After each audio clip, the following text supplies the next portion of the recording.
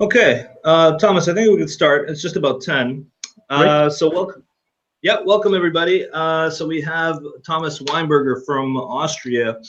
He's actually the head marketing, the head web marketing person that's sort of in charge of the global marketing, the global online marketing.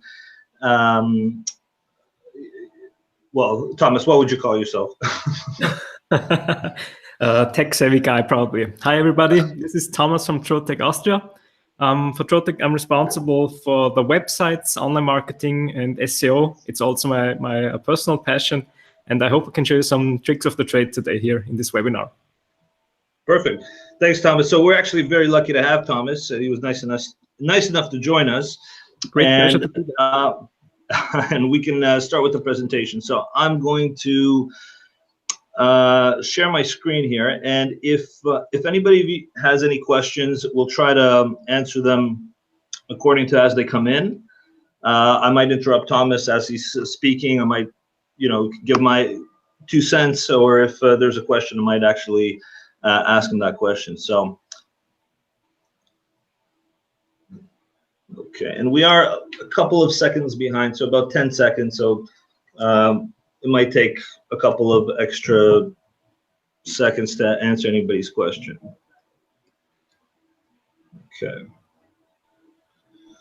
Okay, Thomas. So I guess let me just start with the head of the presentation.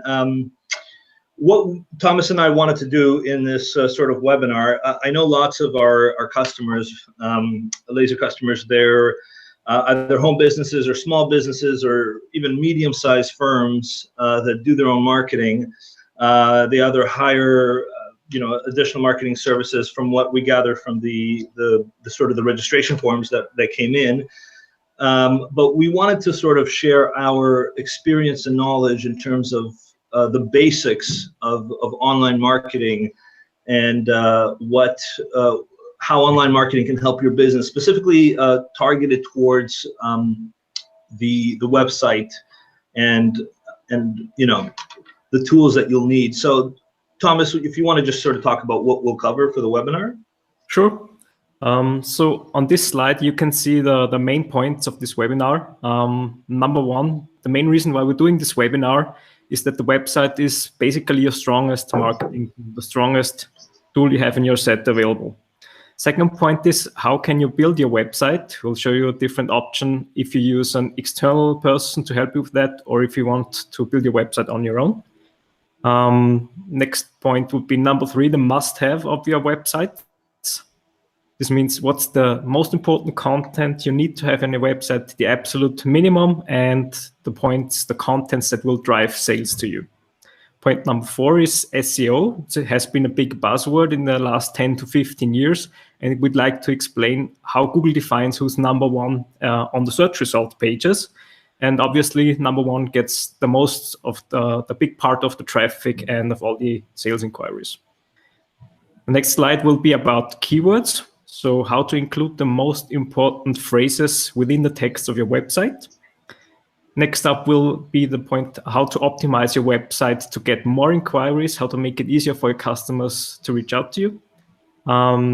Next up will be how to promote your website. So these will be the off-page topics, everything outside of your website, from yellow pages, Yext, Google My Business, stuff like that.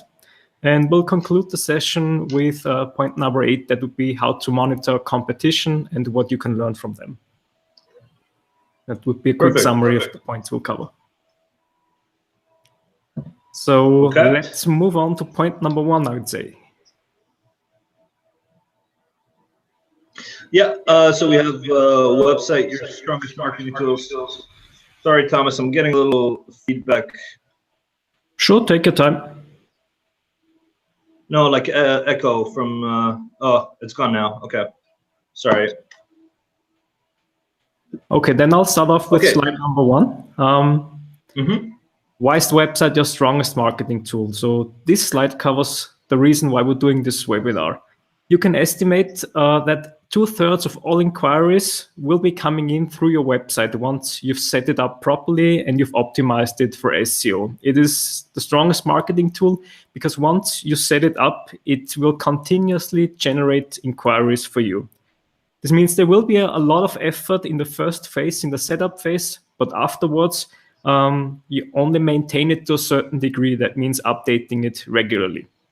To sum it up, we use the phrase, it delivers best bang for your buck. There are virtually no, sorry? Sorry, Thomas. So just to add, I mean, in terms of our marketing efforts, we rely the majority of our marketing efforts on the website and obviously online traffic. But would you agree with that? I mean, most of the marketing we do is for and from the website. Absolutely. In the marketing industry in the last 10 years, there was a big shift from companies directly contacting customers to the other way around. So the strongest tools you have will allow customers to search for you when the customers are in the right mood or when they have the time to do that. And the tools that are directly contacting the customers are getting weaker and weaker. Certainly everybody knows that. You've got a full mailbox, you subscribe to several newsletters, but you don't look at all the newsletters or all the emails, the ad emails are coming in all the time. It's much more important to be available for the questions of your customers when they are searching for something. It's a much stronger tool. This is the reason why the website always will be a stronger tool than all the other ones you have in your set. Yeah, and later on we'll talk about the cost of setting up a website and the sort of the tips that you should know about sort of avoiding overpaying or what you need to do to have a good hosting and domain. So, but that's later on. The term for this that customers are coming to, that these tools that providing information has gotten much stronger than pushing out information via ads and marketing.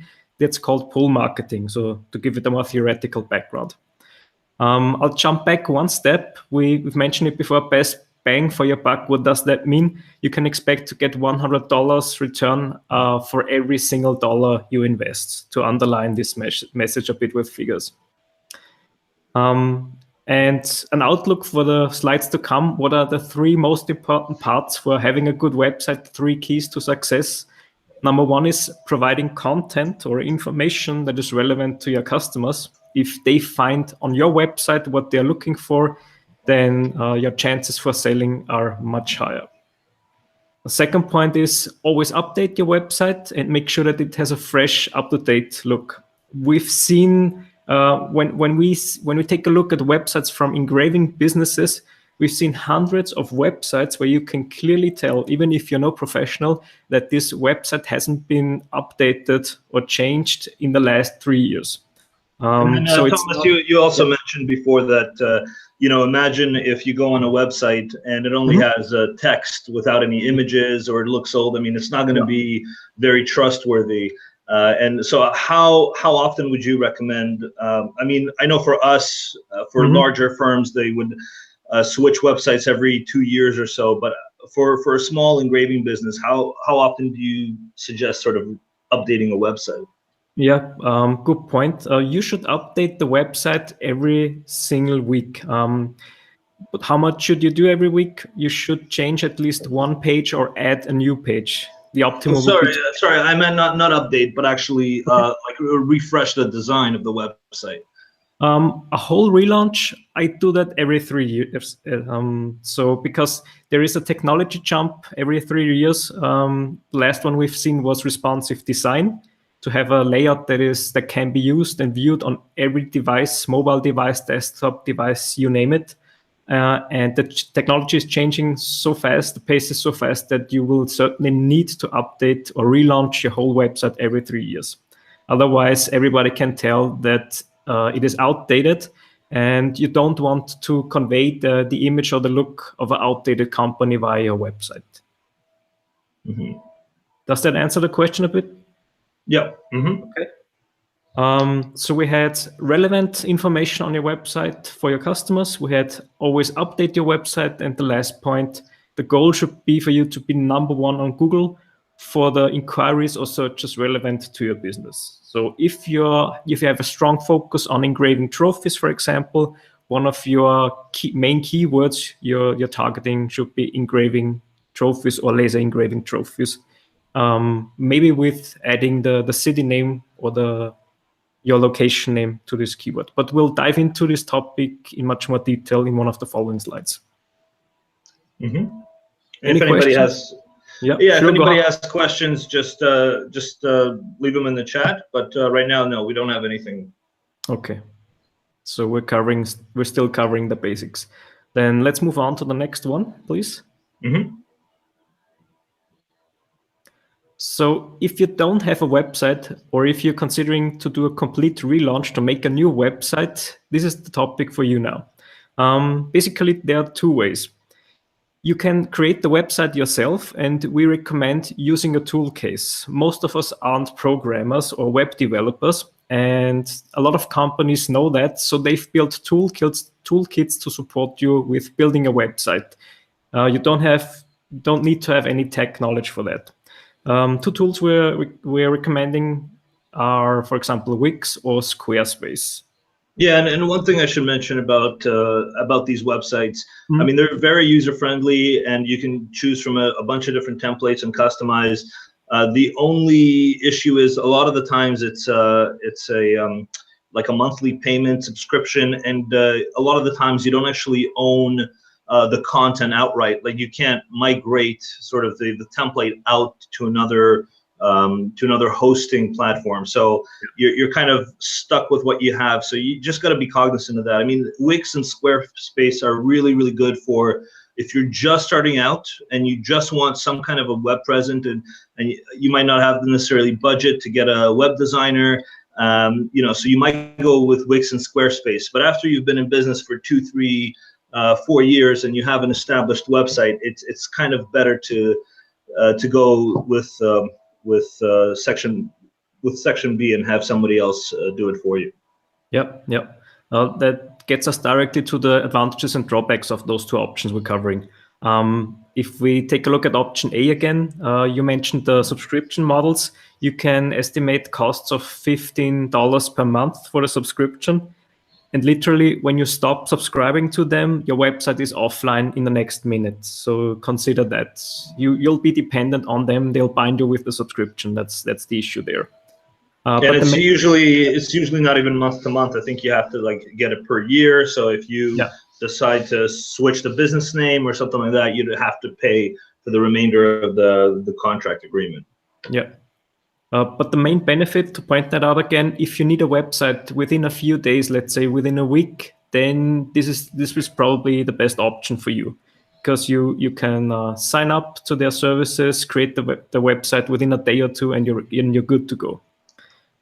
In contrary to that, option B, have somebody else create the website for you.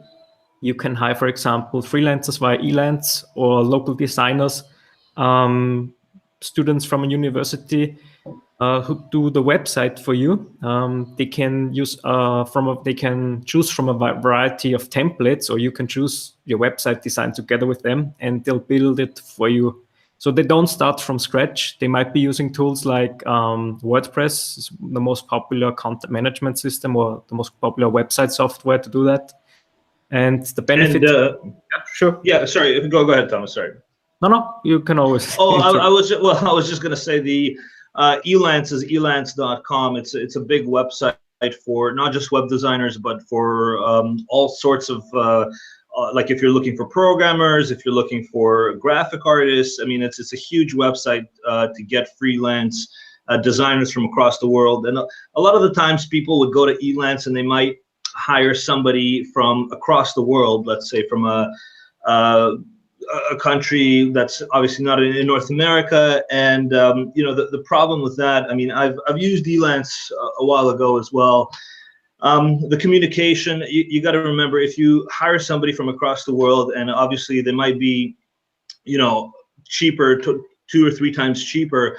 The problem is communication. The problem is, if the designer decides to close down shop, you might not get a hold of them. So, I mean, we always recommend to, if you are going for a web designer to build your website, try to always go to somebody local, especially in your area, that you can actually physically meet and talk to, and then they can sort of guide you through the web building process. I mean, you obviously spend more than if you go through Elance, but you sort of have that safety net where the designer is physically there. You can call them on the phone at any time during business hours. You know, you don't have to wait until it's you know, another time across the world. So it's something to consider, and I mean, I personally recommend. Would you agree, Thomas? Yeah, absolutely. It's completely different if you know somebody face to face instead of from around the world. And if there's an issue, you can give them a call or even show up at their office, and they will make sure that your website is up and running again in case it goes offline, something like that. And as it's such a crucial, important part of your marketing tools, I'd also suggest to use a local help, a company, freelancer, whatever, not somebody from the other side of the world. Let me go back to the fees. We've mentioned for option A with Wix or Squarespace, the costs of $15 per month.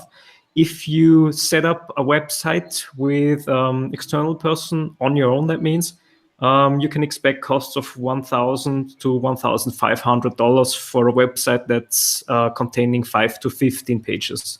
Does that go along with your experience, Lev?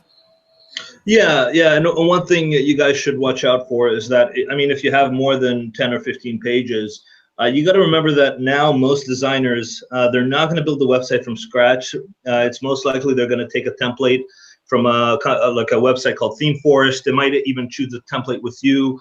And a lot of people have sort of a drawback, like, oh, I don't want a template. I don't want it to look like everyone else's site. But it's not the case. I mean, they take the template and they completely customize the color, the dynamics of the website, your logos, so it looks like a completely different website from the same template that another company could have had. So actually adding pages. So a lot of the times, what designers would say is, okay, you get, you know, $500 up to 15 pages, and then it's like twice or three times the price, and then they add like up to 50 pages. But at the end of the day, they're getting the content from you. Like they're not going to write content from you because that's going to be extra. So actually only adding additional pages is a click of a button on a CMS.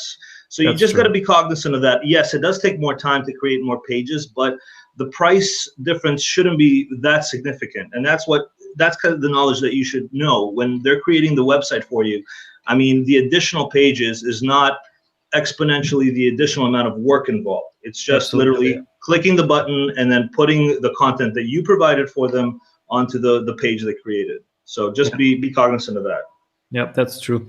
The main effort for the web designers is the initial setup of your website software and adding the template. Once the first, let's say, 5 pages are available on your website, adding 5 more isn't a big deal for them. But they'll always try to sell it at a high amount, to put it this way. Yeah. Okay. So these are basically the 2 options we would recommend you. Also consider if you want a website with information only, or if you're looking for a web shop which lets you sell your products online. A web shop needs more attention for the setup. You need to install the processes. How does it work? How does the shopping cart work? Stuff like that. Payment information, payment partners. So expect more costs for a web shop. And I should also mention, Thomas, I mean, I used to work for a hosting company.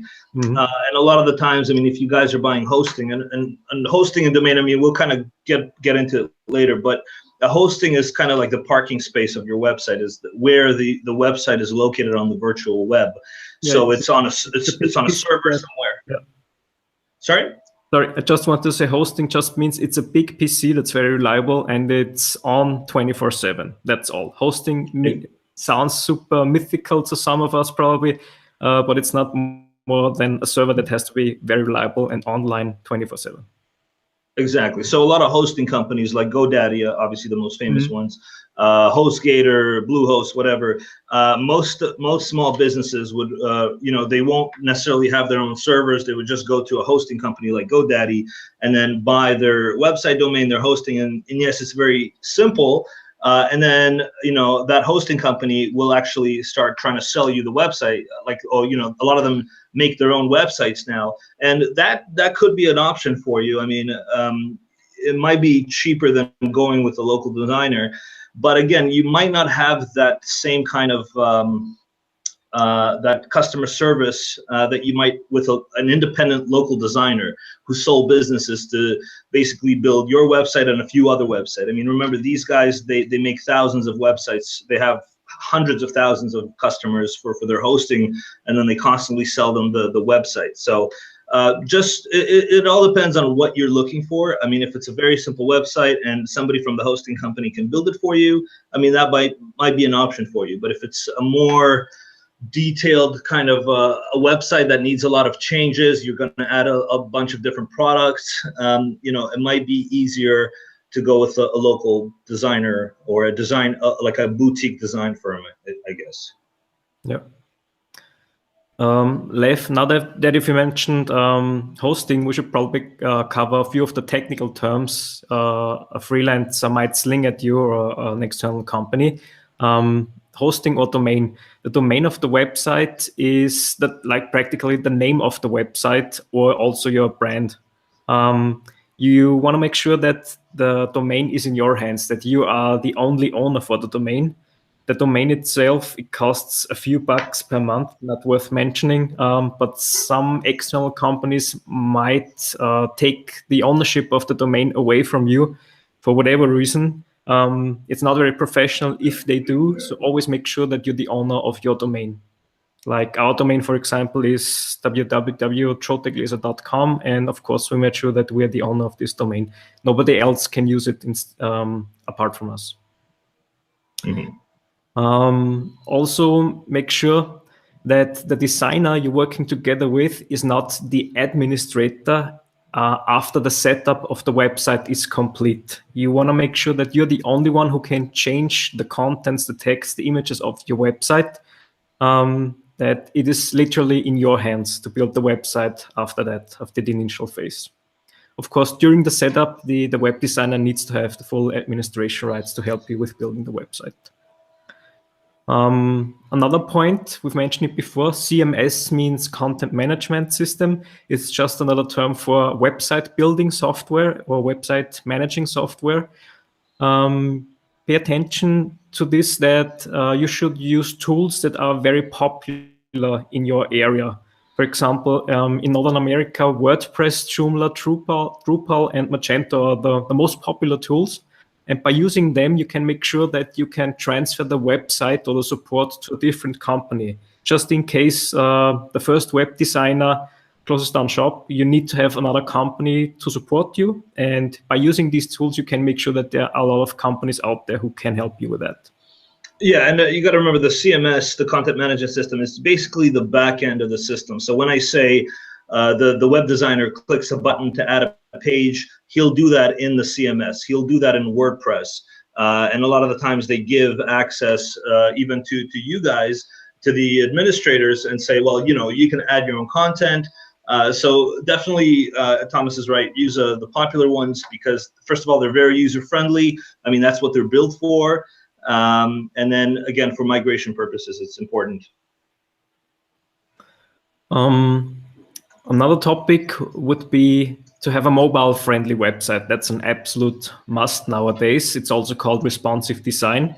So you just have to make one single design for every device for every screen size that is out there.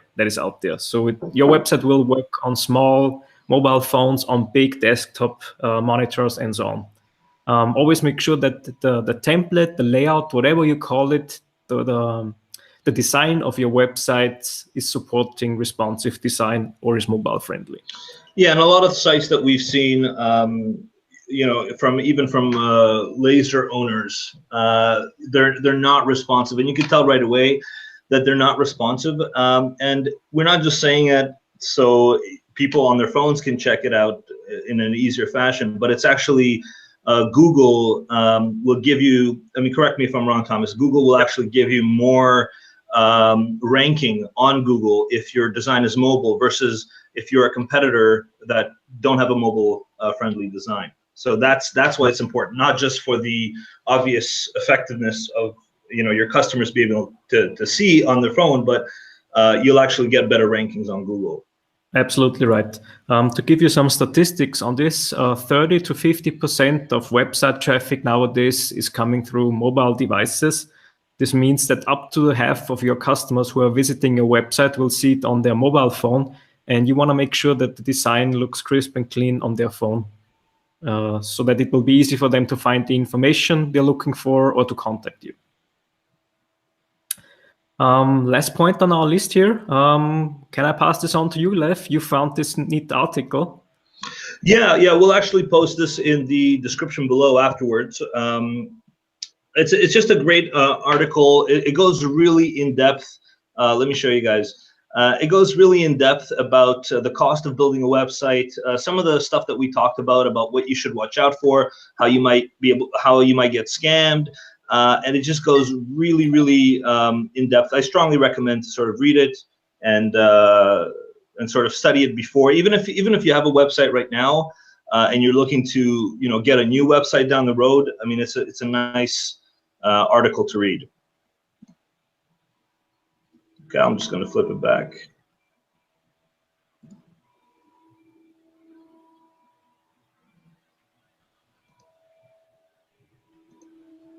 Yeah, go ahead, Thomas. We've covered all the points on this slide.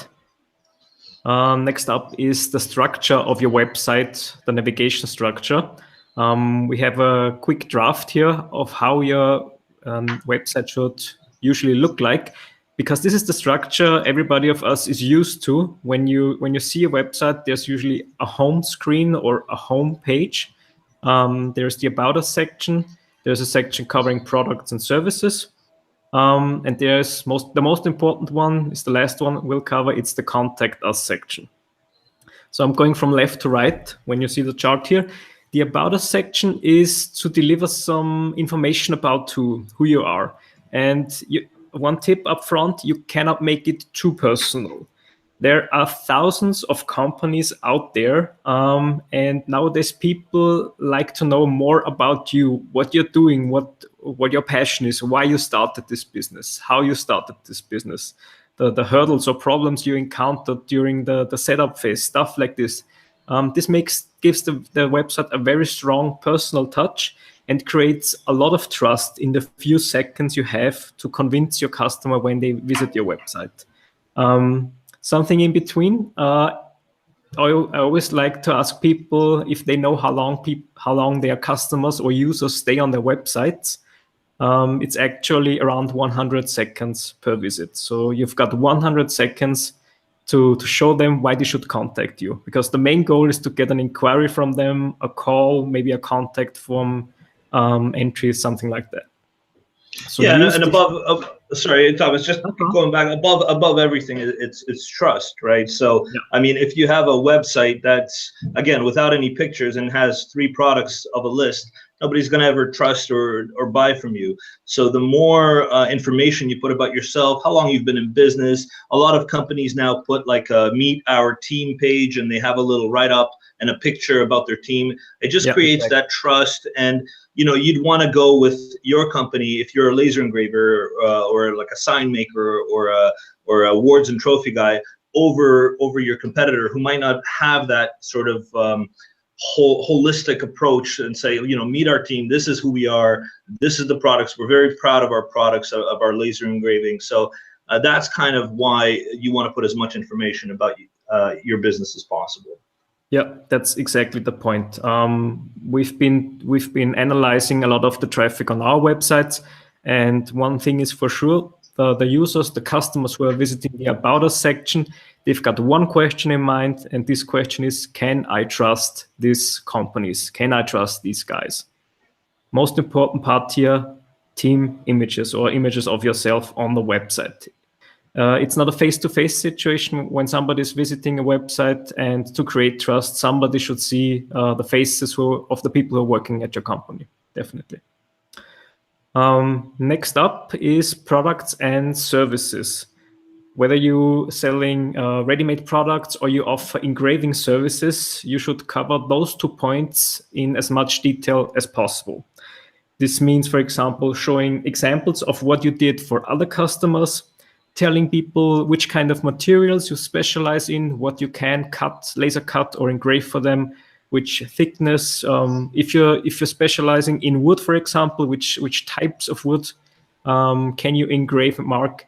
And we'll see it later on in our webinar. This also helps with SEO, with optimization to get #1 at the Google search results page. The more you go into detail with what you're offering, the stronger your website will appear to Google and to your customers at the same time.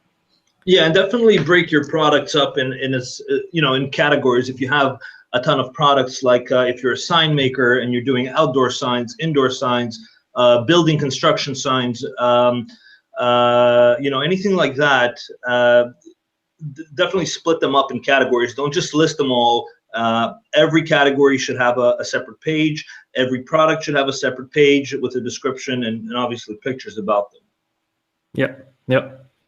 Splitting up content is very wise because it reduces the time customers need to find what they're looking for. Or I always like to draw up a picture. Nobody is looking at your website in the evening in front of a chimney wearing a bathrobe with a glass of red wine in hand.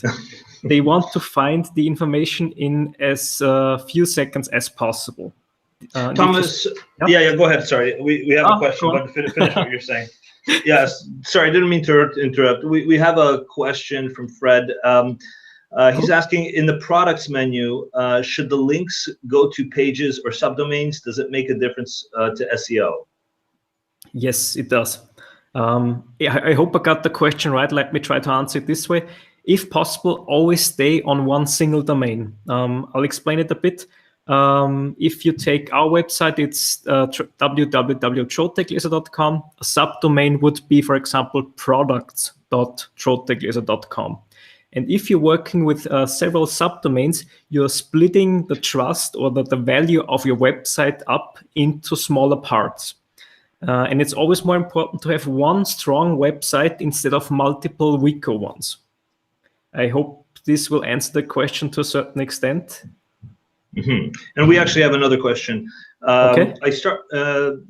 I started my business 1 month ago. I don't have too much images to show on my website. Can I use some examples from Trotec to show all that I can do with my Trotec machine? That's a great question. That's a very good question. Best way is to contact probably your local Trotec subsidiary. We really like to share our images. We just want to know who is using them. And the best way would be if you use images from the Trotec website, add a link here and there telling that you've used them from the Trotec website. That would mean a lot to us. And then you're also on the safe side so that we do not accidentally stumble across websites who are using our images without permission. But if you link back to us, you're good to go. Yeah, and just from Canada, you guys can email me directly. I'll leave my email in the description of the video. If you're looking to use images, I can send you high resolution images as well. Yeah, but the bottom line is, yes, please do use our images. We would like to support you this way, but mention on your website that you got them from us. Okay. Back to this question with the images, you can also use stock photos for the setup phase let's say for the first half year when you've built a new website. You get stock images at around $1 per image, so that's pretty cheap. And there is no time limit how long you can use them, so that helps a lot. But please pay attention to this fact. People will see that those images haven't been made by you, because they will be used by different websites as well. And if you want to have an individual website, please try to get images, make them yourself, maybe with a good camera. It's probably easier than you think to get images if you do them yourself. Yeah, and I should also mention, even if you don't have the budget for an expensive camera, a lot of the phones like iPhone 6, the Samsung has a great camera on them, and all you have to do is there's a product on Amazon called like a light box kit, especially if the products are small, if they're not like massive products, if they're generally in the like 30 to 40 inch range. And it's basically a box with 2 lamps. I think it's about $100. and then it's like it has the white background all around, so you can put your products and then take a picture with your phone, and the lighting is great, so it looks like a semi-professional photo. It looks a lot better than if you just take a photo with your phone in your office. Yeah. So maybe you'd want to invest $100 into something like that, and then you can go from there, and all your products will look a lot more professional. Yep, that's a good point. Lighting is more important than having a very expensive camera. Yeah. So where did we leave off? We left off at... we're talking about products and services, and we just talked about how to split into different categories and the linking. So we can go into the contact us. Yeah. We've left the most important part of your website as the last point on this slide. What do you want when somebody is using a website? You want them to contact you and ask for your services or for a price quote for an inquiry. So the contact us section is really the most important part of the website. And it's not just a single page. You have to provide your contact information on many different spaces. Number one would be the header at the very top of your website, where the navigation menu is. Number two would be the footer. If somebody happens to scroll to the very end of any page, on every page you should deliver your contact information. What does that mean? Telephone number, email address, probably links to your social media accounts if you're using some, but most important part is telephone number, email address, and a link to a contact form. Yeah, and I should also mention a lot of the new designs, new website template designs, they kind of have an overlap bar either at the bottom or the right or the left or the top, where it's always there no matter what area of the website you go to. There's a bar that has all your contact information, and then it'll have a button for for the contact form, or a button for not necessarily a button, but just the phone number where people can reach you. Yeah. And if we're talking just a little bit more advanced, if you're using Google Analytics, the way you measure conversions in Google Analytics is if somebody fills out the contact form and it goes to the thank you page, and that's sort of how you measure and monitor your leads. That's for more advanced. Yeah. But that might be a topic for one of the further sessions, probably. Yeah. So to sum it up again, most important part, providing contact information, then products and services, and finally the section about you, who you are, and to gain trust, you should add images of yourself or of your team on your website. And one quick thing I just want to mention, it says here for a promotional video on your homepage. I mean, promotional videos, they're obviously really, really great. You guys know that we do a lot of videos in Canada, but in terms of a price range, if you want to do a promotional video, you don't have to get a production company to have a super crazy professional video. Again, you can actually go to the local colleges or universities where they have a video program, maybe have some kind of a partnership with them where, for their co-op placement, they can make some videos for you guys, or a promotional video for your company. And you might want to pay them as a co-op student, but it's not necessarily, when people think videos, they think, oh, it's too difficult, too expensive. It's not really the case nowadays because of the sort of YouTube generation, but just keep that in mind. Yeah, and don't be afraid to have a video that looks a bit rough or edgy, because that makes the video even better. That makes it more authentic. If you think about a very professional, high-class image video, it might look perfect, well designed, but people don't trust in such videos anymore, because everybody nowadays knows that these videos have been made by a design filmer, and they are packed full with marketing messages. That's a great point, especially for a lot of our customers. You guys are small to medium size laser engravers or sign shops or award and trophy guys.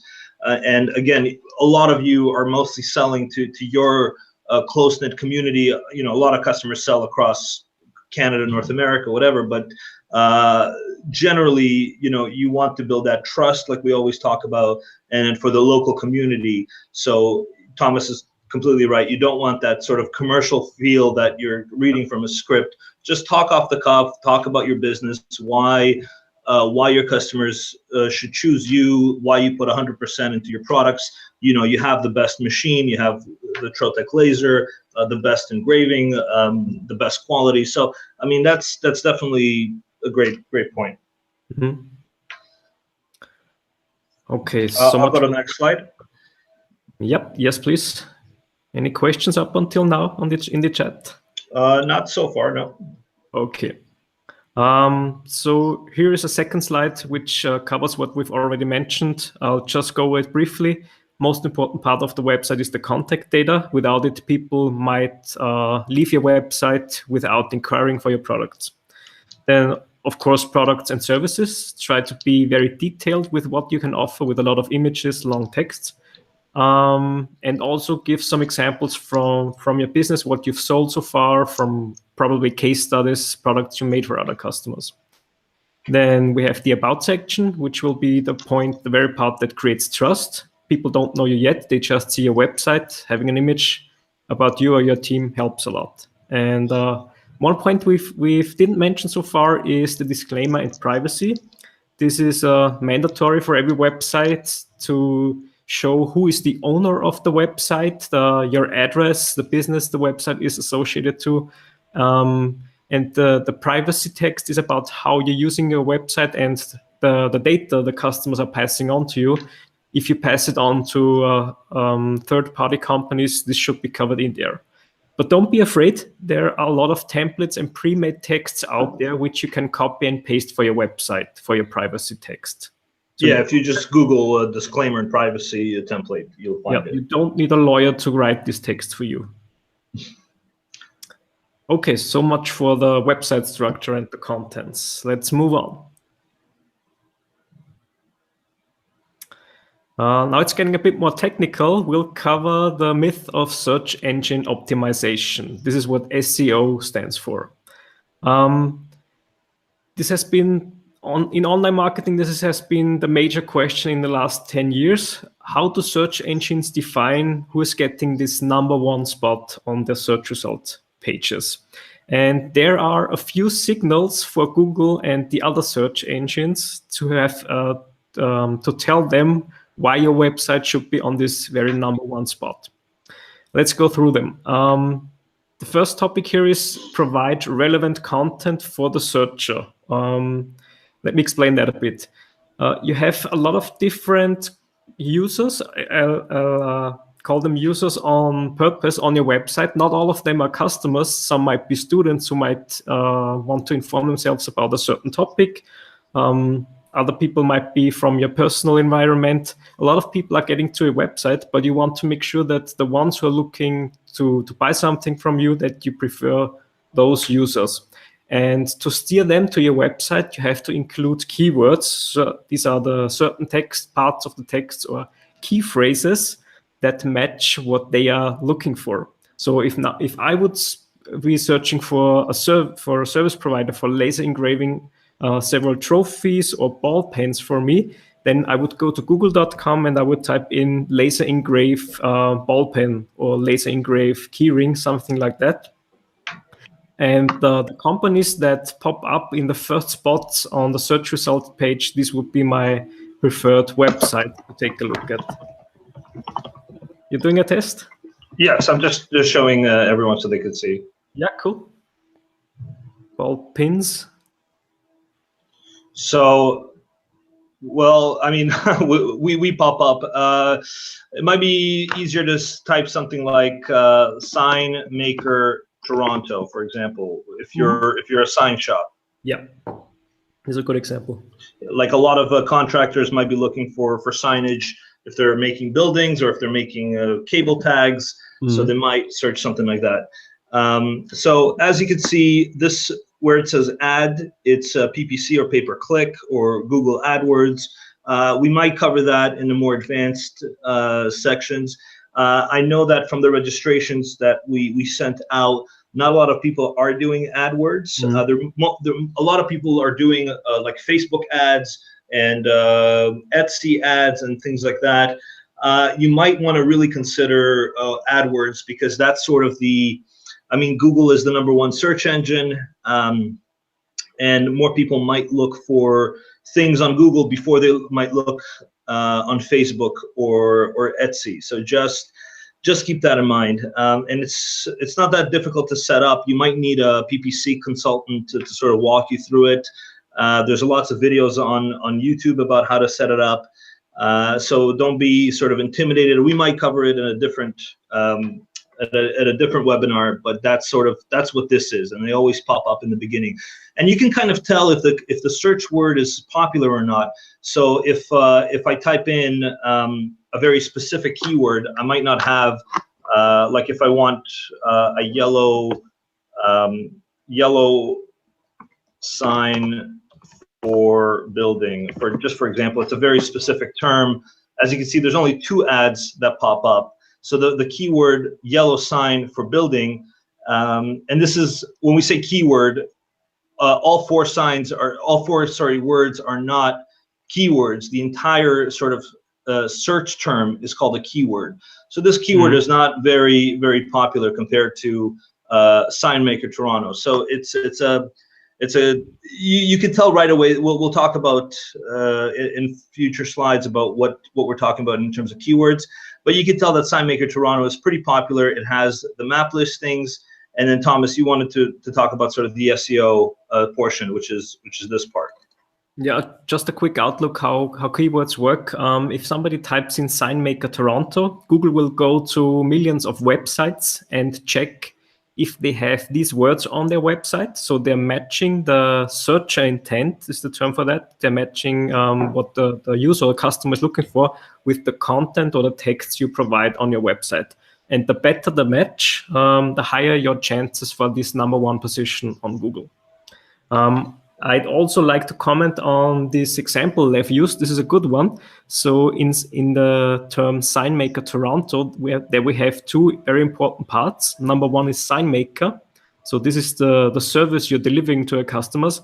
And #2 is Toronto. This means this signals Google that this search or this customer is looking for the services in this area. So just in Toronto or in the vicinity.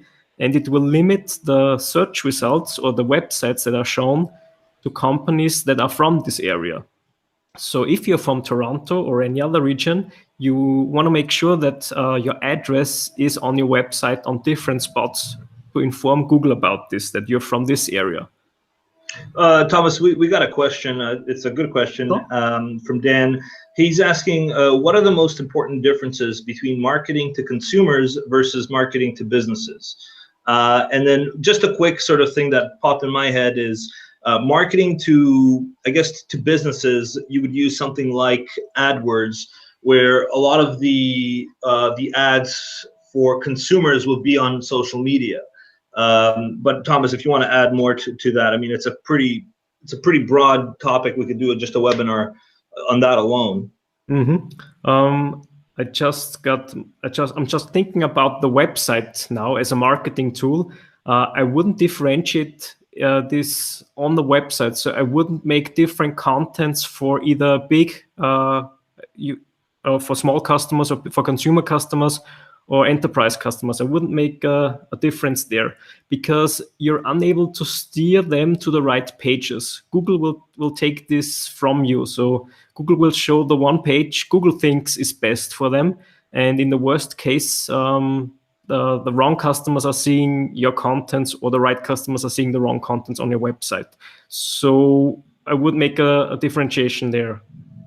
Yeah, especially if for example, if you're looking for, one sign to engrave for if you're an end user consumer versus if you're a contractor looking for 1,000 signs, and you search, the search terms might be the same. I mean, a consumer won't put, I just need one sign. They'll put, sign maker Toronto. Same thing if you're a contractor looking for 10,000 signs, you're not going to type in 10,000 signs. You're still going to type in sign maker Toronto. So you're still competing. I mean, when you're a manufacturer like Trotec, it's a little different. But when you're a service provider like you guys, most of you, it's generally, Thomas is right, it's generally the same when it comes to SEO. That's the most. Thank you for summing it up. But that's the most important point. There won't be a difference in what people are searching for on Google. So they will be using exactly the same words. So Google cannot tell if they're a big customer or a small one. And in both cases, they will get to the same page on your website. So I wouldn't make a differentiation there on your website. Okay, I hope that answers the question. And Thomas, one more thing. What you could do for, let's make up this case with the sign maker again. Let's take this case again. If somebody's looking for having 1,000 signs engraved, and what somebody else is looking for a single sign to be engraved, both will go to the same page on your website. But at the bottom of this page, you can add two different buttons. One for contact me for a single sign, or contact us for high volume production, something like this. This might help, I guess. Yeah, for sure. Probably. So to show them that you're equipped for both kinds of inquiries. Mm-hmm. And do you want to talk about, I think you left off regarding SEO, how Google sort of defines SEO. Yeah, could we go back to the slide? Yeah, of course. Helps me a bit to structure the presentation. We left off at the keywords. Next up is the size of your website, and size means how much information do you provide. So Google is measuring two things. How broad is your website? That means how many different pages are part of your website. And the second part they're measuring is how deep is your website, the depth, the knowledge depth or information depth of your website. Let me give you an example. We're in the services or product section of your website, and you're covering different materials there. You have a page about wood engraving, a page about metal marking, you have a page about cutting acrylics, and so on. The more different materials you're covering, the broader your website gets. Now to the depth. We take the wood page as an example. The longer the texts on this page are, the more images you provide, the more information you provide, the more you go into technical details, the deeper the provided information or the contents are. So you're looking for having covering different topics, and for covering each topic into as much detail as possible. Of course. Yeah, one thing. Oh, sorry. Go ahead, Thomas. No, I just wanted to add for the start phase, for the initial setup of the website, you won't have those detailed information ready. This is a growing process, so the better your website gets, the more information you will be having, and the more materials you can add, or the more services you can add to your website. And this connects nicely to the one thing we mentioned before.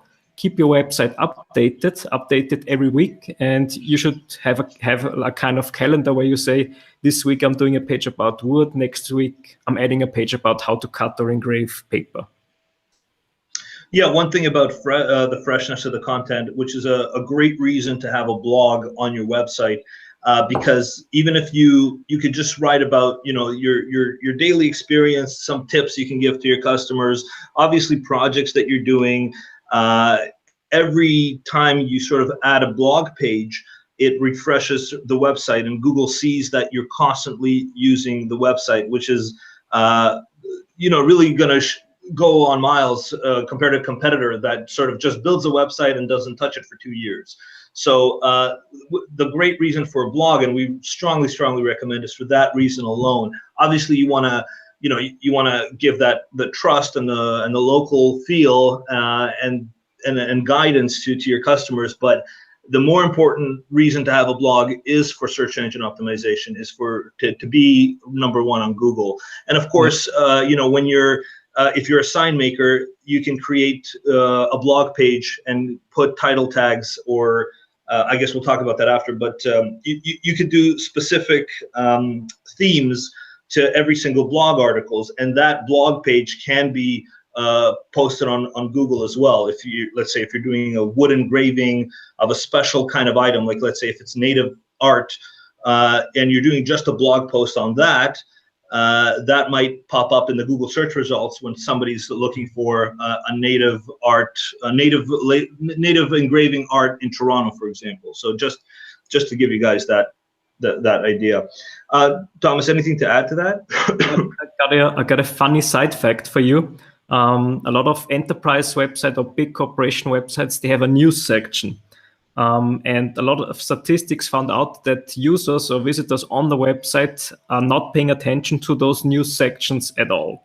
So these news are only to make sure that the website gets updated regularly, gets new content every week, as a signal for Google to show, hey, our website is always up to date, even if nobody reads those news articles. Yeah, that's a great point. We have another question. Is there a particular place we should place the keywords, headline, body of text, etc.? I don't know if we're going to talk about that after. I guess the next slide will exactly cover this question. Oh, perfect. Yeah, perfect. List. I'll keep it in the back of my head so that it won't get lost. We'll cover it in a few seconds. Yep. So let's go briefly over the remaining points here. Loading speed is also very important for getting a good spot on the Google search results page, because a very fast website is a website that people like to use. A very slow website, people will leave the website without having contacted you. And Google knows that. So there are two ways to improve the loading speed. Number one is contact the company who is doing the hosting for you, the company who's having the PC that's on 24/7. So they got some knobs to turn. They can improve the situation for you. And the other part is talking to your web designer in case your website is very slow, and tell them to use a plugin. This is a very small software to reduce the size of the images of your website. It will take them, I guess, half an hour to install this plugin, and it will automatically reduce the file size of all images. And you'll see this is a major boost to any website. And there is no more effort included after this 30 minutes. Yeah, I know also for WordPress, there's plugins like Super Cache, which actually caches the pages. So if you're a returning user, the page doesn't have to upload all over again. It pops up really quickly. So it's things like that that can help speed a website. Again, you can actually Google all these things. If you Google how to speed up my website on, let's say, on WordPress, there's so many articles and videos now about how to speed up the website. But yeah, number one thing is definitely don't go cheap on the hosting, especially if you have lots of content. If you have if it's a 3-page website, obviously it doesn't matter. But if you know that you're going to put lots of different pages, one thing we actually didn't mention is localizing pages.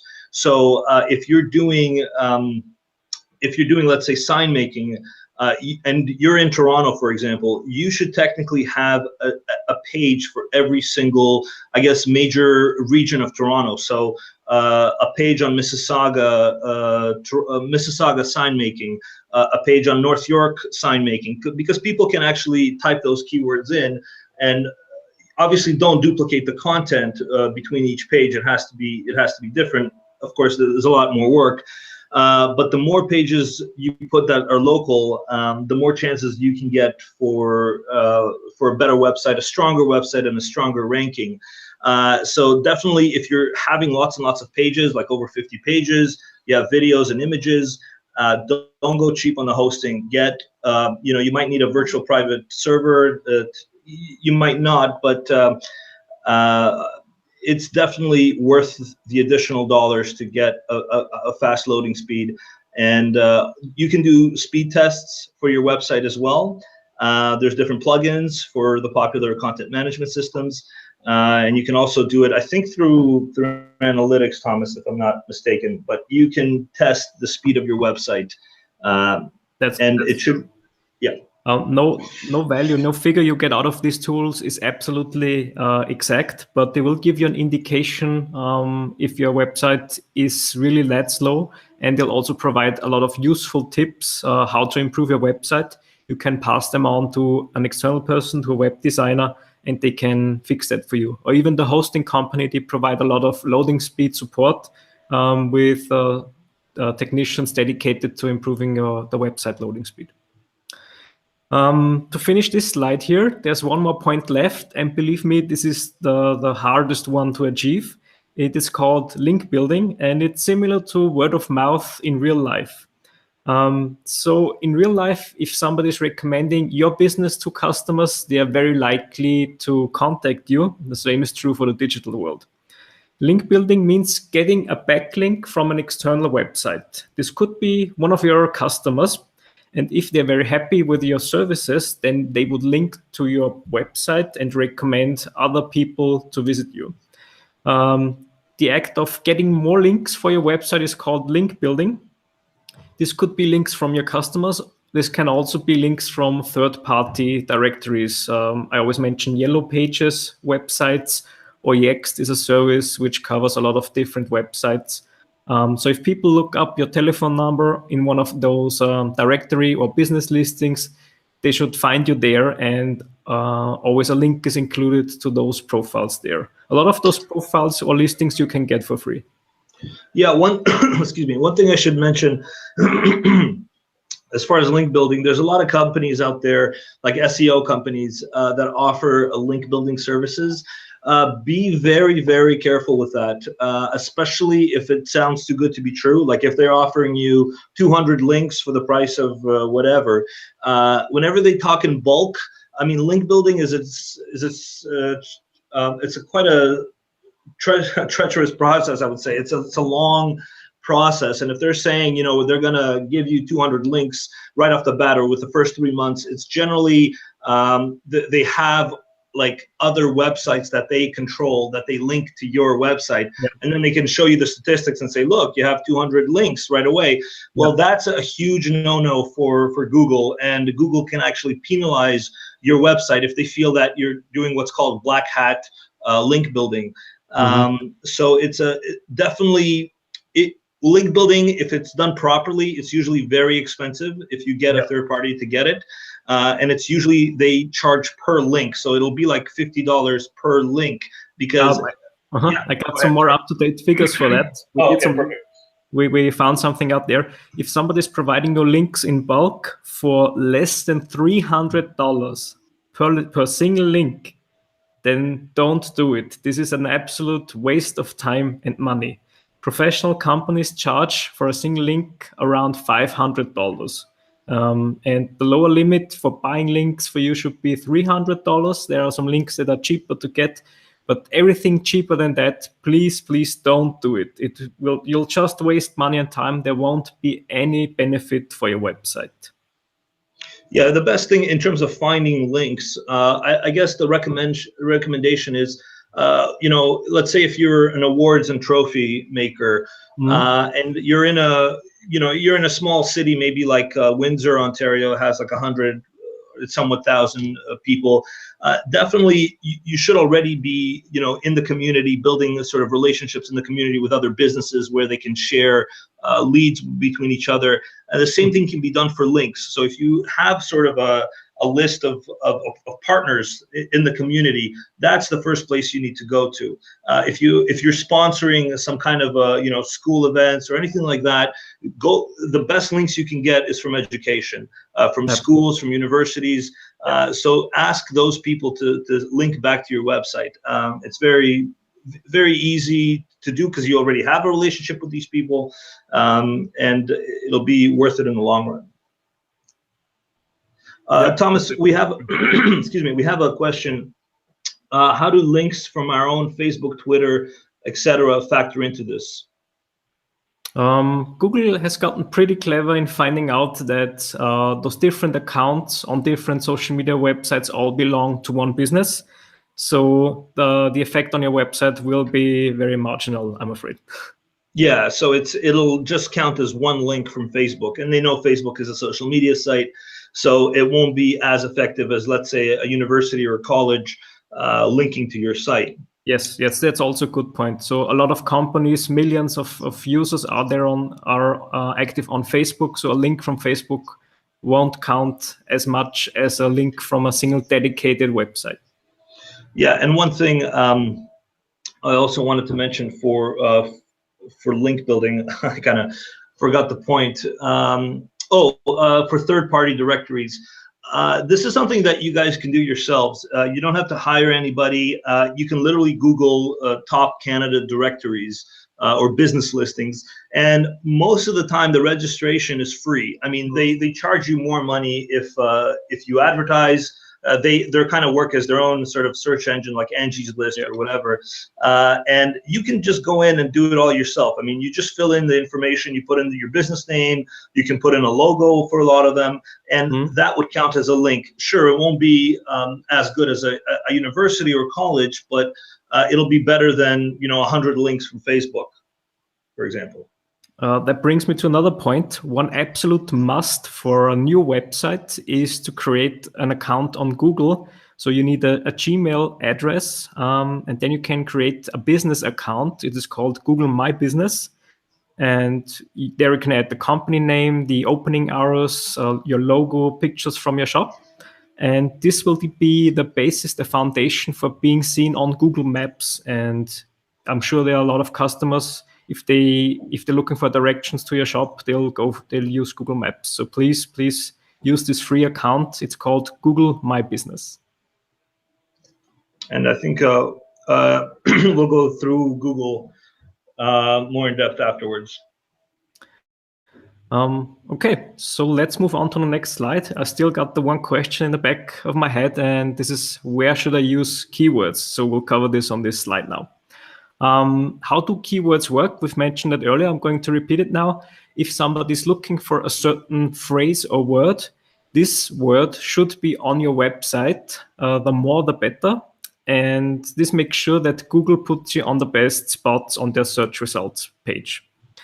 So how can you target a certain topic or search intent? You need keywords and supporting keywords on a page. It's a bit abstract, so I'm going to use an example there.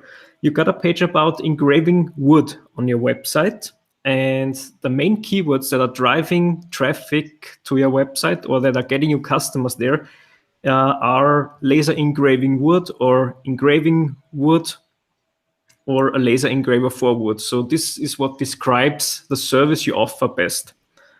And supporting keywords are keywords that are not directly linked to what the person, your customer, is looking for, but they are supporting the topic, the text you provide on the website. So for our wood page, supporting keywords would be balsa wood, MDF wood, elder wood, stuff like that. So the customer is not exactly looking for elder wood, probably not, but Google checks your texts, and if they see that you're not only talking about the engraving service, but that you're also mentioning the different types of wood or the engraving depth, stuff like that, it will help them to understand that your website is the best match for the customers out there, and then you get a very high position, a very high ranking on Google. Let's do a second example to make it a bit more clear. We have it here on the slide. A page about trophy laser engraving should include the keywords laser engraving trophies, naturally, trophies. And to support these keywords, you need to talk about awards, medals, where they are used, for example, recognition awards or in trophies for sports events, stuff like that. The more you write, the more you go into detail, the better it will be for your rankings on Google. Which brings me now to the question we had a few minutes ago. Where should you add those keywords? You should add them in the URL. This is the address bar in the browser. What you see there, this troteclaser.com or your company's name.com, this is the URL. You should add it in the browser title. This is what you can see at the very top of a browser screen. If you have different tabs open, every tab will include a small bar of text. This is the browser title. It's also called the title tag. When you set up your website, there should always be a field where you can add the title tag in the software. Thomas, just to chime in, Yep. a lot of like especially WordPress. I've done a lot of stuff with WordPress. They have very, very nice free SEO plugins that every single page, it will actually do an audit as you sort of optimize the page. So if you type in, for example, trophy laser engraving, and then it'll relate back to the text. I can't remember the plugin name. I'll find it and put it in the description. It's called Yoast. Oh, sorry. Yoast, yes, exactly. With a Y at the beginning. Yeah, that's exactly it. So that's a plugin for WordPress, and I'm guessing most of you guys would have a WordPress site. So if you're hiring an SEO consultant, That's all they're going to be doing, basically. They're going to ask you, because they don't know your industry, they don't know trophy laser engravings, so they're going to ask you for, for relevant content. So a lot of the stuff you can actually do yourself. Once they built you a website, they show you the content management system, or the or WordPress in that regard. Yep. You can ask them to add the plugin, and you can do this stuff yourselves. I mean, it's not. It's definitely not rocket science. I know a lot of SEO companies sell it as rocket science, but it's stuff that you can do yourselves, because you know the business, you know what customers might be looking for. So it's good to get at least a feel for it. Even though if you might hire an SEO company, you can talk to them on the same page, and it's not going to be like them sort of lecturing you about what you need. You can tell them, okay, this is what I need for you to do. So that's why it's good to sort of know this stuff. Absolutely, yeah. And even installing this plugin to WordPress, for example, it takes only 2 clicks. It's very simple. But if you want to have an external person set it up for you, that's totally fine. You can also check YouTube for certain tutorials. You'll find a lot of them there. It's not rocket science. That's the bottom line. Yeah, on YouTube, there's endless videos about this stuff. Thousands. We left off at the browser title, and then we get to the text that is visible on the page. Focus on adding the keywords to the headlines. This is the most important part to put the keywords in. This is the part that Google will pay attention to the most. Next up will be the text between the headlines, of course. And there are also some more hidden spaces, like the image file names. They also matter a bit. And the links, how you call the links in the navigation menu. Thomas, I can show an example for Toronto Sign Maker, for example. Yeah, cool. We typed in Toronto Sign Maker, and I don't want to call any company out or anything, but like, for example, so for the keyword, whatever is bolded is what Google says, oh, look, the description, this is what's called the description. There's already a sign maker keyword in that description. So this is what Thomas was talking about in terms of title tags, which is, you can see the tags that your competition are basically using. So they're using outdoor signs, Toronto Sign Company, banner sign, and graphic signs. So obviously don't duplicate what they're doing, because that's Google is going to just see you as a copier and won't actually give you the ranking. Make sure all your sort of tags are your own. But for example, if you see the triple dots here, I mean, it's not a big difference, but in the description tags, they should be under, I can't remember the exact characters, but I think it's 180 characters for Google. So they've increased it, actually. They've increased it 2 months ago to 320 signs maximum characters. Sorry, you were cutting out 300 what? Yeah, 320 characters. Oh, okay, perfect. So yeah, exactly, and all this stuff you can Google, like how many description tags should I have, et cetera, et cetera. So this is what we're talking about. And also for URL building, you can see it goes directly to their main website. And a lot of the times, like if you see here on the yellow pages, which is another great point why third-party websites are important, because people can actually click on this and look for sign makers through the yellow pages. And if you guys aren't on the yellow pages, that might be an issue. So you could see them using sign makers in their actual URL, but this is connected to their search term. I don't want to go deep into that, but that's what you could sort of see from the competition when you're putting in keywords. Mm-hmm. Thomas, anything to add? You can go back to the slide. That's perfectly fine. When you stick to this advice to putting those keywords in the navigation menu, it will help you a lot to structure your website the way we mentioned it before. So think about your service or product section on your website.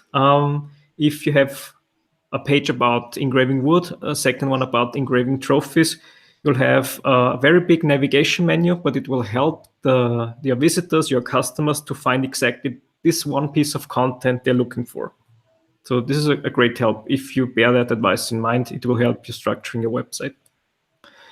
So we've been talking about keywords a lot in the last 5 minutes. How can you find the ones your customers are looking for? What makes a good keyword? it either brings a lot of traffic to your website or it is highly relevant to your customer. If somebody is looking for laser engraving, this is a very vague term, but it will, if you optimize your texts for this keyword, it will get you a lot of traffic. But the traffic might not necessarily be relevant. If you optimize your texts for a very long keyword like laser engraving trophies or awards laser engraving, then it will get you a very specific type of traffic to your website. This means your keyword is very relevant to the customers looking for this service. And the best keywords get you a lot of traffic and are exactly targeted to the needs of your customers. So how can you find them? There is a very popular tool. It's a free tool provided by Google, and it is part of the Google AdWords toolkit. You don't have to pay anything for Google AdWords. You just need to sign up for AdWords. You will immediately have access to the so-called keyword planner. In the navigation menu of Google AdWords, there's one point, it's called Tools, and in there you'll find the keyword planner. And in the keyword planner, you can filter down to your area where you're selling in. You can filter down to Canada. You can filter down to single cities. And then you type in some ideas you have. If you're thinking about a page about trophy engraving, Google will tell you how many people are searching for this keyword in your area, and they will also deliver a few hundred synonyms. And you should check those synonyms. Maybe there are additional ways of talking about the same subject and include them in your text. Before we've mentioned those exact keywords and those supporting keywords, this is a big, a very great source for finding these supporting keywords that are linked somehow to the main keyword you're targeting. Sorry, I just logged in and I want to show people Sure. Keyword Planner. It's a really great tool and it's completely free. So if you could just Google Keyword Planner and then go to the first link. You have to be logged in. Yeah. And then start using Keyword Planner.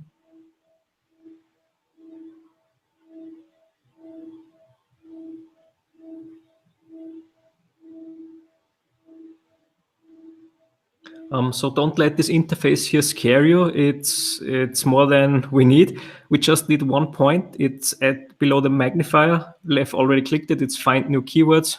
He added. Did you already add a keyword there? Signage. Yeah, I did. Sorry, just left. 1 sec. Yeah, sure. So that's what it looks like. So for example, I've used fast signs, signage, it actually splits it based on your product categories, and then it'll give you the best kind of keywords to search for. So Thomas, what would you recommend for us to sort of look for? You've just shown two things how to search for keywords. You either can type in some keywords yourself and have Google find the traffic and synonyms, or you can add a competitor website and Google will browse the website and give you recommendations of which kind of keywords they've been using so far. But I often use it for just for finding new keywords and synonyms. So you've entered laser engraving signs. Don't be scared by this error screen. Just start the search again. It often comes up. Sometimes there are some issues with the tool, but you did everything right. Just click on Get Ideas several times until it works. Oh, okay.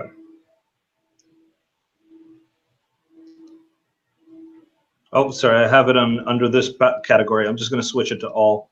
Okay.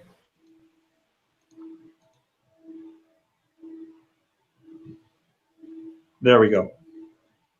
Great. So there are two charts now below the graph. There's the single keyword laser engraver, and next to it, it says 40,500. Could you highlight this, please, Lev? Yep. So thanks, 40,500. This is the monthly search volume. This means how many people have searched for this keyword in a month on average.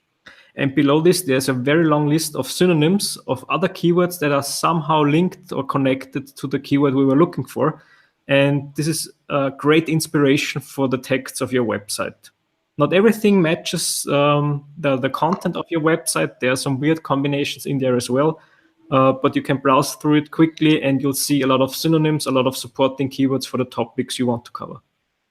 Yeah, so if you're a general engraver, like if you don't have a specific design making or awards, if you're just engraving sort of everything, and then you're thinking, okay, people might search laser engraving gifts or gifts ideas. This is a great tool to get, like if you don't have any projects in the works, this is also a nice tool to use to get ideas. So the people that search for gifts or laser engraved gifts, a lot of them are wood. I can actually click on this and I can split it up by the monthly searches. So the most popular ones is obviously personalized gifts.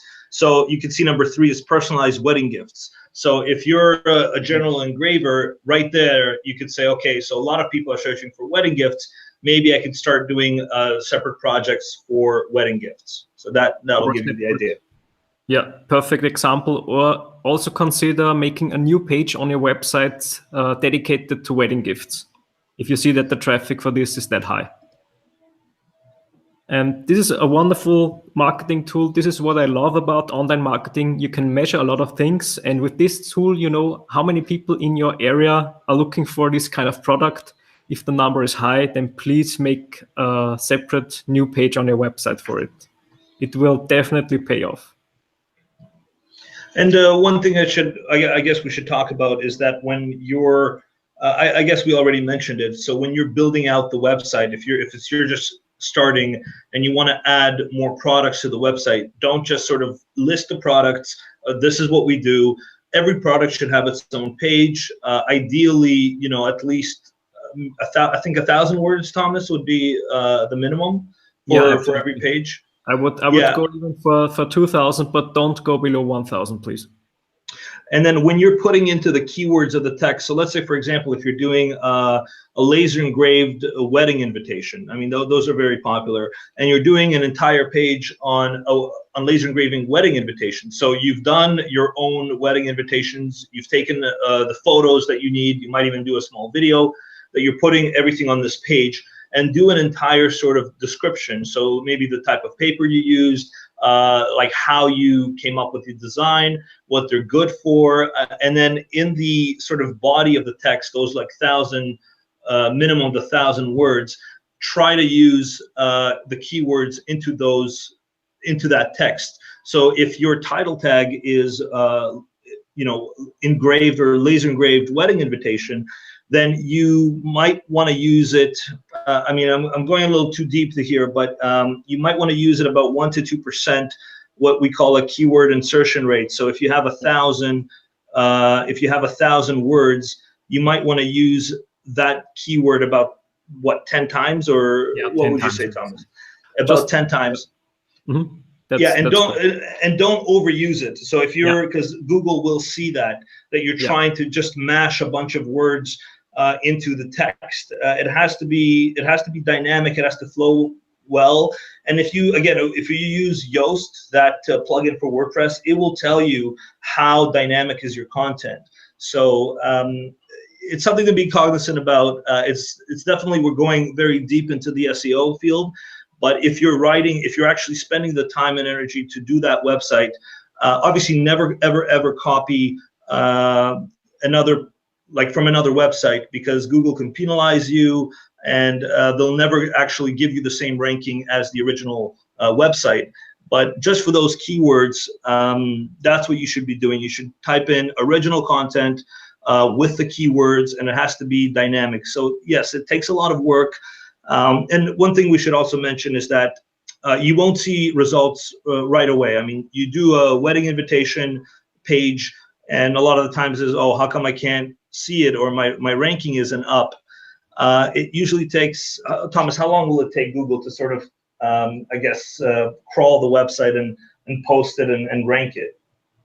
They will crawl it fairly fast, but for you to appear on the ranking page, it can take up to 3 months. Yeah. So don't expect to be on the first page of Google within a few weeks. They have a so-called kindergarten where they put the new websites in a test phase, because they need to make sure that your website stays up and running, and you won't be on the results page before 3 months have passed, probably. Sometimes 2 months, most often 3 months until your website is on there. Yeah, make yourself a schedule that, okay, we're going to do a project every single week, and every single week we're going to do a page. I understand a lot of you guys are business owners, you have businesses to run, you don't have time for this stuff.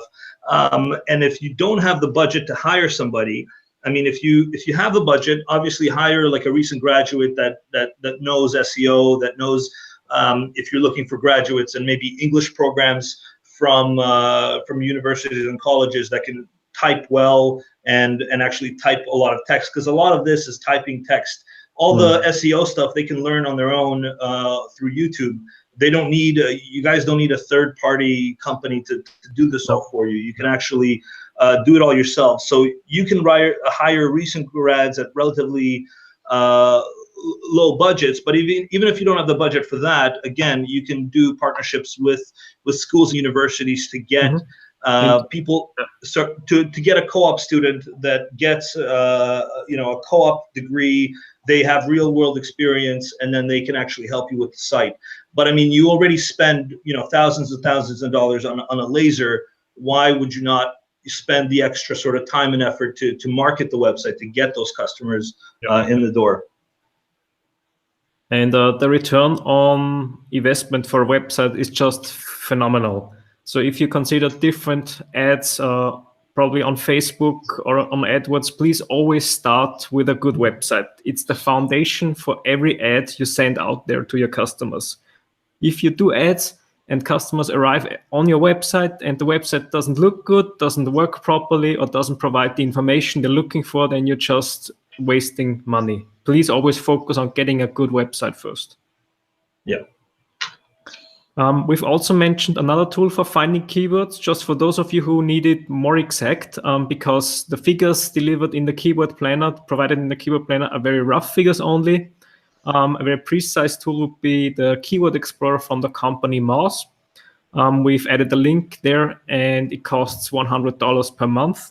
It would be totally sufficient to do a check of your keywords, to search for keywords within a few days, and then end the subscription before the month has passed. So you only have to pay $100. You don't need an ongoing subscription with them.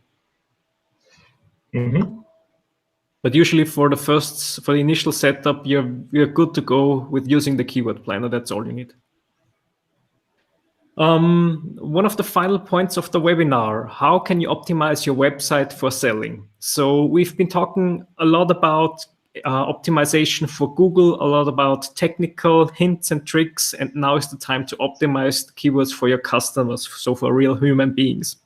How can you do that? Number one, I'd like to point it out again: make your contact data visible. Make it as easy as possible for your customers to contact you, to get into contact with you. Put it in your header, in the header of your website, in the footer, and make a neatly designed contact page. Again, use an image of yourself or of your team, of the person picking up the phone for you. Put it there. This will create a lot of trust, and this will get people to get in touch with you. Second point, it's a marketing term. It's called call to action. For every page on your website, you should tell the customers what to do next. If they've read through all your texts, how trophies can be engraved or how invitation cards can be cut with a laser, then they're left with nothing to do. And you won't leave it up to them what the next step is.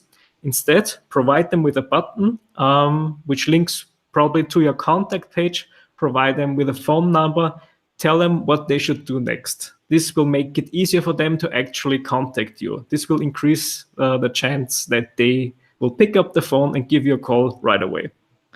And typical texts for those call to action buttons are: contact us, request a quote, or order a sample. Whatever fits to your business, to the processes, to how you're working.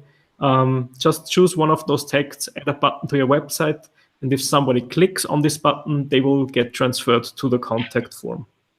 And just a quick note, if you guys are more than an established business, if you're already a medium-sized business and you're tracking the leads through Google Analytics, for example, there is actually call tracking companies that, I mean, yes, they cost money, but if you're only tracking the conversions or the leads that you're getting from the form, but not tracking the calls, you're only getting sort of half the page, sorry, half the view. A lot of companies might actually, I know in my previous companies, the local businesses would have a receptionist or administrator track the calls on Excel. Sure, you could do that as well, but if you're a more advanced and established business, there are call tracking companies out there that will do it automatically, and every time they give you a special phone number, every time you put that phone number on the website, every time somebody calls that phone number, that kind of lead goes up, and you can record those calls,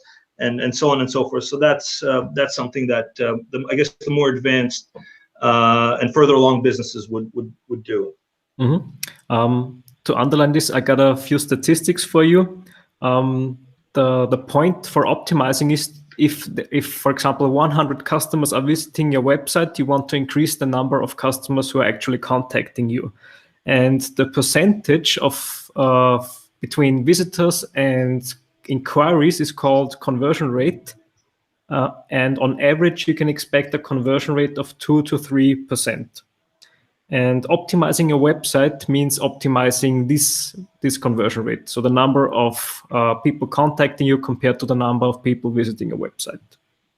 Yeah. So 2 to 3%. This is the percentage of people who've seen your website and who will then contact you. Yeah. So if you have 100 views per month, you might get two or three of them as actual conversion, either as a form lead or as a phone call. Yeah. Yeah. I think next slide. Yes, please. Okay. So promoting your website. We've mentioned before how link building works. You should use the Google My Business tool. It's completely free. You need a Gmail account and you can promote your business there. And the effect of that will be that your business, your address will appear on Google Maps. This is very important for your customers. And I can't stress this enough, guys. If the number one thing you take away from this, if you don't have a Google local business account, make sure you have it by the end of today, because that's probably for a small or up and coming business, that's the most important thing to have. Even if you don't have a website necessarily, you need to have a Google business listing, because that will show up in Maps, and that will actually start getting you leads. Potential leads right away. So for example, if I type in Trotec Laser Mississauga, which is our location, oops, stepped in, that's autocorrect, museum, Trotec Laser Mississauga, which is where I'm located right now, you can see it right here, and then you can add photos, videos. It's almost like its own separate website, and then you can get analytics.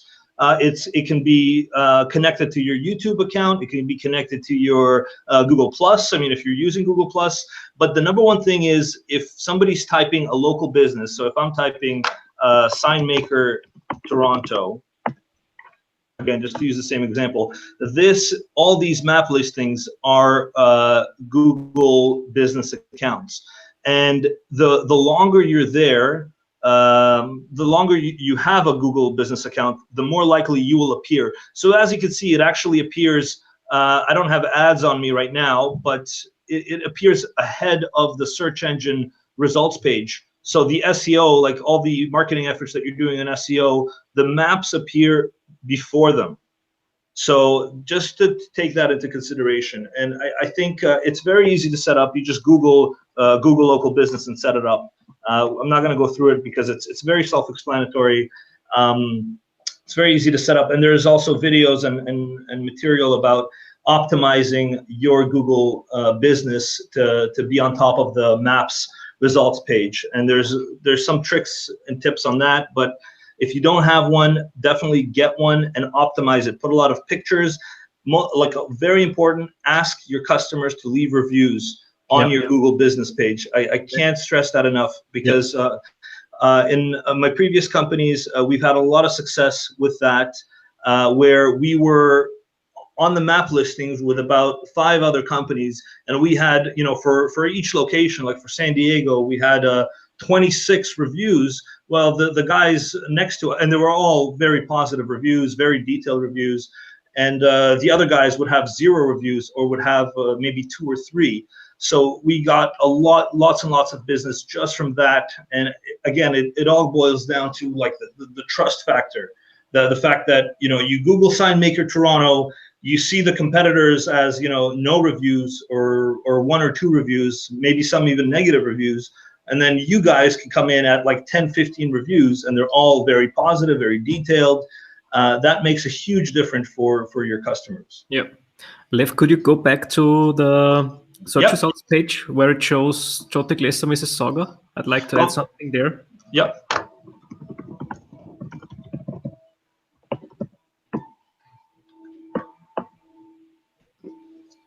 Thanks. We've been more than 90 minutes into this webinar. Our job is to support your business. Of course, our job is also to provide laser machines, but it doesn't end there. And I'd like to point out that Lev does a brilliant job with supporting a lot of businesses locally in Canada. And if you want to give us a thumbs up, that would be great on YouTube for the video. But also consider giving us a review on Google+, like we mentioned just before. We also need that, and it would make our life a lot easier. So if you like the video, please check out our Google My Business page and give us a review there. Whatever you think may fit for the quality of the video and the services we're providing you with. No, that's a great point. And we actually, thanks, Thomas. I set up 4 Google business accounts across Canada for each of our locations. So if you're in Ontario, please leave it for Mississauga. If you're in Quebec, you can leave it for a Montreal office. Just type in Trotec Laser Montreal, Trotec Laser Calgary if you're out west, and then we have Trotec Laser Vancouver or Langley out of BC. So thanks, Thomas, for that. Of course. You're welcome. Sorry, we just lost you for a second, Thomas.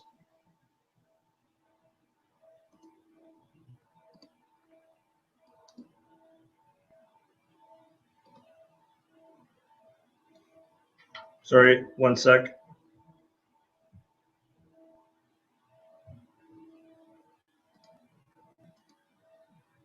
Thomas, you still there? I don't have sound.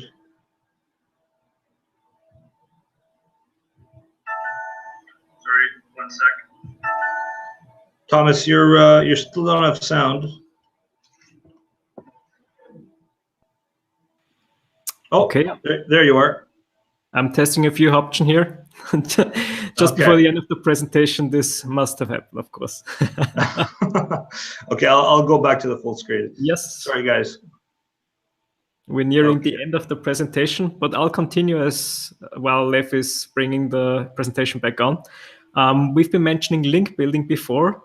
There are a lot of third-party websites where you can promote your website and drive traffic back to your website from there. So here on the slide, we have Yelp, Yellow Pages, Angie's List, BBB, a lot of directories and business listings where an entry of your company is free. It takes 5 minutes to set up the profile there, and you can profit from that after on, infinitely, I'd say. Yeah, and there's companies like sorry, I'm getting feedback, Thomas. There's a lot of companies like Yext that actually sell, 100 of these third-party reviews. Again, I don't recommend doing that. Just you can do it yourself from the most popular ones, and you can literally Google top business directories in Canada, for example, and then it'll give you like the top 10.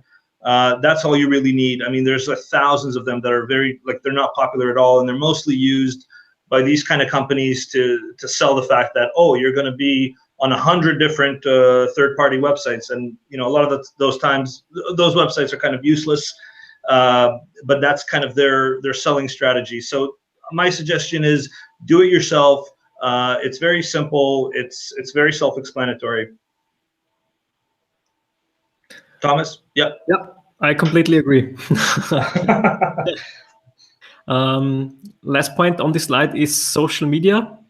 We also mentioned in brackets including ads. A link from your profiles on social media to a website helps. One of the questions before was, is it a big help, a big boost to the website? No, it isn't, but it doesn't cost a lot of money. It just costs a few minutes to link back to your website, and it will build a network around your website, which helps Google to find your website easier and to improve the status with Google.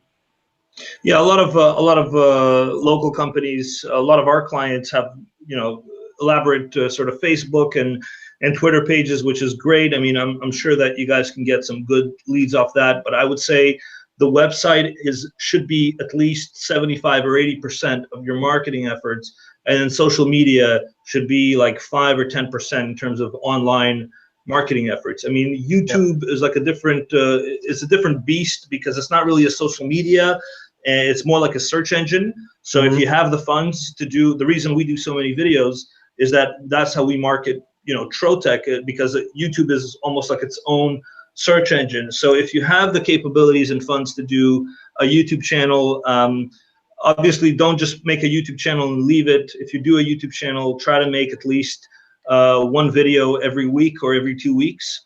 It doesn't have to be super crazy professional. It could be very almost like a vlog, like a video blog that you guys are doing, and you could talk about different products that you sell. And each video can almost work like a page on your website. So if for example, if you're doing a wooden jewelry, for example, and you're an engraver that does everything, but you're doing a video on wooden jewelry, that can pop up in the search results on YouTube. So when people are looking for a local business, they can see what you guys are doing. So that's just a quick thing on YouTube. But I understand, I recognize that it's kind of costly and time consuming. Yeah, number one priority always should be your website. Do we have any slides left? We just have the competition. Okay. So let's move on to the last slide. How can you check on your competitors? How can you find out what they are doing, which kind of content, text, or keywords they are using, which types of services they are focusing on? Of course, look at the Google ads. If they pay for ads, it will tell you which fields they specialize in, which kind of services. Look at the keywords with the keyword planner we had before. You can type in the website of your competitor, and it will show you all the keywords that are on their website. This means the topics or text they are focusing on. There's a great source for inspiration. Leif is just showing you something, but I don't know what.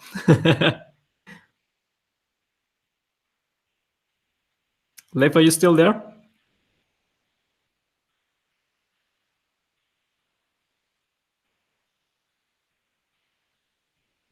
I'm afraid he left us there for a second. He should be back on in a few seconds. Just let me check what's going on there.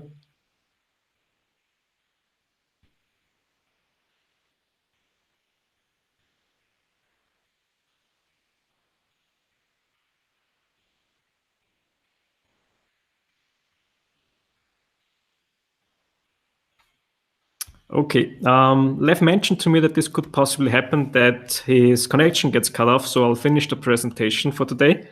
We got 2 more slides left. Just give me a second. There we go. We left off at the competition. Use the Google AdWords keyword tool we mentioned earlier to extract the text from their website as a source for inspiration. Take a look at their reviews. Some customers who might be unsatisfied will give you clues or hints what's going wrong on their side, on your competitor's side, and you might find some ideas what you can do better or what people are looking for. Sorry, Thomas. I got cut out because I signed out to show everyone the search terms. I didn't mean to do that. Okay. Can you kind of repeat, because that wasn't live, that last point that you made? Can you sort of repeat that point? Of course. I just carried on with the presentation and I was sharing my screen. Do you see the presentation now? Yep. Okay. So I left off at using the keywords tool, the keyword planner from Google AdWords, to extract ideas, inspiration, and keywords from your competitor websites. On the slide, we also have, take a look at the reviews your competitors are getting. So this will also tell you what they are good at or what they lack, things you can focus on to get customers they are losing, for example. Take a look at their social media profiles. There'll also be a lot of feedback from their customers in there, or ideas for application and services they are currently providing, which you could also take on into your services. And finally, of course, compare their website to yours. Are they faster? Do they provide more information? Do they focus on specialized topics? For example, do they have any discounts, any weeks centered on a specific topics? Use everything you have on this slide as a source for inspiration. Copy those things where you think that will help you increase your business. No, that's a great point. I would just mention, you want to be obviously better than your competitors, especially in your local markets. If you're a local engraver selling to a local market, look at the competition and definitely see which ways you can improve. I mean, it's very self-explanatory, but go pretty detailed into the website. See how old the website is. See how it looks compared to your website. How many pages do they have? How many products are they selling? Do they have a blog? I mean, all those things you could look at and actually excel your business. So when a customer or an end user is looking for products to engrave, and they don't always obviously call the first website they see, you want to be that better approach, or why they would trust you more, even if you might be more expensive. I mean, doesn't always boil down to price. I mean, if you have the best equipment like a Trotec Laser, if you have a good site, if you're doing a lot of sort of products that you're showing, if you're trustworthy, the user would go with you at the end of the day. Okay, any questions in between left from the chat? No. I think just if you want to go to that last slide, we're all done. Just for more advanced marketing, I mean, if you guys like this webinar, definitely leave your comments after we post the video on our YouTube channel, and let us know. I mean, let us know what if you'd like to improve anything, or if you'd like us to do a special webinar on Google AdWords, on Google Analytics, on social media advertising. I know a lot of you guys do that right now, and obviously YouTube advertising. So there's definitely lots and lots of sort of grounds to cover. Or if you'd like us to talk about offline marketing, about what some of the things that you can do offline, we can do a webinar on that as well. But we feel that the most important thing for any, the base, like Thomas mentioned, is a good, strong, solid website. And online marketing through the website is your best bet at getting those sales. Yeah. Okay, Thomas, if you want to just take off the screen share. Sure. Just give me a second. I think I can. Took it off. Perfect.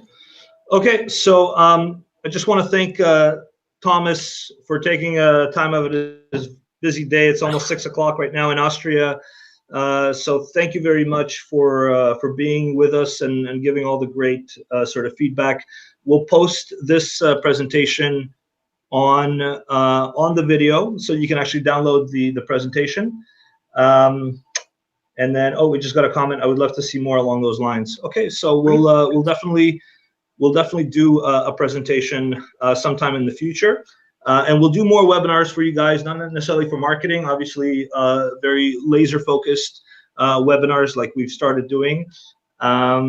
So yeah, thank you again, Thomas. Do you have anything to add? Yeah, it has been a pleasure. Thanks that I could be part of this webinar. If you have any comments or questions, please leave them on YouTube below the video. We'll try to follow up your questions as soon as possible. So if we couldn't cover any specific topic, just let us know or contact Lev directly. And we'll follow up the contents as quickly as possible. Awesome. Okay, great. Thanks, guys. Thanks, Thomas. Have a good day. Have a good day. Bye-bye. Bye-bye.